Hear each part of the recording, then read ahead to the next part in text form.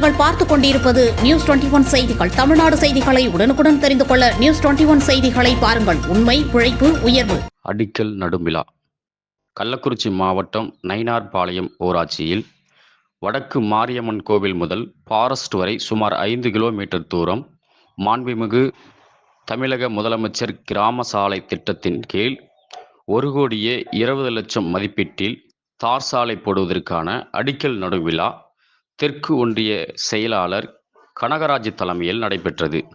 இந்நிகழ்ச்சியில் ஒன்றிய குழு தலைவர் சத்தியமூர்த்தி தார் சாலை அமைப்பதற்கான பூமி பூஜையில் கலந்து கொண்டு அடிக்கல் நாட்டினார்.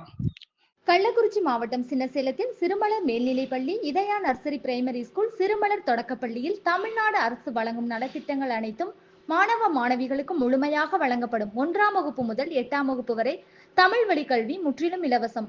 10ஆம் வகுப்பு, 11ஆம் வகுப்பு, 12ஆம் வகுப்பு மாணவிகள் 450க்கும் மேல் மதிப்பெண் எடுக்கும் மாணவ மாணவிகளுக்கு 50% கல்வி கட்டண சலுகை உண்டு. தரமான கல்வி, வளமான எதிர்காலம். மாணவ மாணவிகளை எம்பள்ளியில் சேர்க்க முந்துங்கள். மாணவ மாணவிகளின் படிப்பிற்கும் ஒழுக்கத்திற்கும் 100% வெற்றி உறுதி.